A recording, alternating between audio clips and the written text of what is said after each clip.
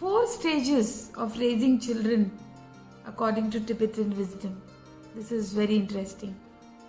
They say that bringing up kids is the biggest responsibility a person can have. And while there are tons of parenting books out there, it can still be really confusing since they often teach completely different approaches. Perhaps it's time right now. I would love to share you to see Tibetan wisdom. They follow a unique 4-stage system to shape their children into responsible, self-sufficient and respectful individuals. And let us see what it is all about. The first stage starts with the birth of your child and it ends when your child turns 5. This is very important part of your child's life, when everything they know and see that plays a major role in forming their character and can remain in their subconscious for a lifetime. 100% these brain cells are active at this age, till 5 years. You know how everybody says that all of a person's issues stem from the childhood? It's actually right. I do this in my practice, taking the people to their childhood. Exactly. So, the Tibetan wisdom of upbringing suggests that during this period, parents should treat the kid like a little king or queen. They shouldn't prohibit anything or punish the child. At this age, the children are usually incredibly curious about everything around them. They are full of wonder and really they want to explore the world. But they haven't had any experience to learn from and they can't even make rational decisions yet at this age. So, they can do something wrong, they can do something dangerous. You should not look or act scared or try to shift their attention to something else. You should just be a keen observer with them. Emotions are the language of kids at this age to understand best. And this approach can help you teach your child to respect themselves without turning into an arrogant person. They should also know that they have the right to unique and their originality and they can feel whole, perfect and complete. The mistake a lot of parents make is overprotective in this age, prohibiting them from doing anything just simply out of fear. But this only suppresses the child's mental equity and teaches them to follow without thinking. Plus, you have been also a child. Don't forget that your kid will never get this time back once it goes. So let them explore the world on their terms. You just need to be there for them. Whenever they need you, you have to be there. When your kid turns 5, this marks the beginning of the second stage, another 5 years down the road until the 10th birthday. So you should talk to them as if they are a slave, like here the discipline thing. Tibetan people are big fans, I'm talking about their pattern, right, of using the term slave. While this is not literally a term, so don't go crazy. It's not about cruelty or anything. At this time in the kid's life, their intelligence and logical thinking are developing and the primary features of their future personality are starting to form. That's why now it's the time to set some goals for your little one. Guide them towards achievement and teach them to be ready for the consequences that come from not realizing not only from one goal but holistically. Of course, these goals should be appropriate for their age. Don't expect them to do something impossible or too big or set them up for failure just because they are a kid. But child-sized tasks teach them to be responsible for their action.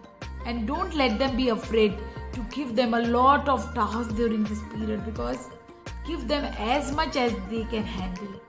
If they have questions or are struggling a bit, explain how it can be done. But never do it for them. This will help you raise an independent and responsible person with traits. They will certainly need future like the adult support from you. If parents don't switch from king to slave during this period, their kids will grow up to be kiddish or irresponsible. As you see, you can't just nurture just privileged royal side and neglect the diligent servant one. This phrase is very crucial because it balances everything out.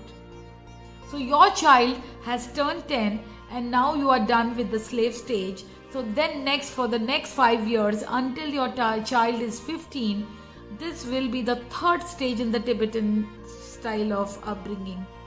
This is when you should treat your child as an equal. At this age, they need a trustworthy friend in you. They understand that you have more life experience and knowledge, so they should be able to turn to you for your advices and tell you what is there in their mind. Kids at this age start forming their own personal opinions and tastes, and they want to share them without being judged. And they coming from their views and interests, that will drive them. If it is different, they will go away from them. If you are constantly passing judgment on their every word and action, your kid will stop telling you anything in hope of avoiding long lectures and so much acquisitions from you. Build a friendship with the child instead. You can even switch roles and ask for advice to your child.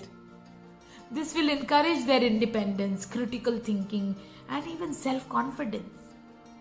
It feels good when someone trusts you enough to turn on to you for help. Yes? What do you think about this? If you often involve them in your life and share your true feelings, they'll also do the same for you. Remember, you were also at this age and all the stupid mistakes you had made, and even you felt they were cool and they were to fit in. So don't punish them for this. Just to give them honest advice and explain them why their decision was ill-advised. And what mistake do parents make or preteens make? They try to be judged and jury the executioner. This is one thing at all time because this is our basic design. They scream and yell to their little children for their mistakes or any weird fashion choices they make.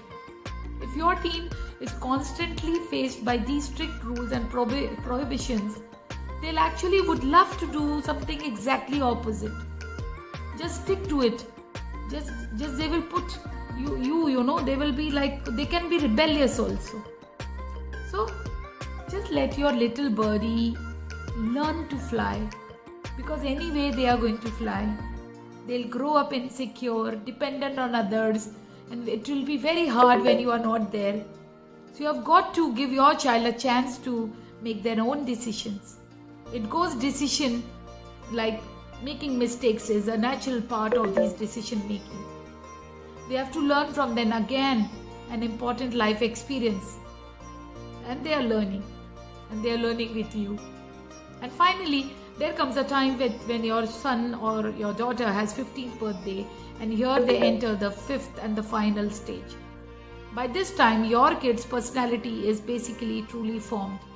It's the time to respect them as individuals. You can give them advice, and you can be, it's a too little too late to teach, and it's a time that you will be seeing the fruits of your 15 years labor. Your child will be independent, self-sufficient and respectful towards you as their parents and others. Don't forget, because the relationship you have created in all these 4 stages have made your relationship strong. How did you find this? What are you doing in your current practices? Would you like to share with me? Because I would love to hear more from you. because I am sending you these lessons, and I'm thankful to you to hear them all and practice them all in your life because of my love and affection for you. So, wish you all the best in your parenting, and let's learn parenting as a skill. This is my invitation to you.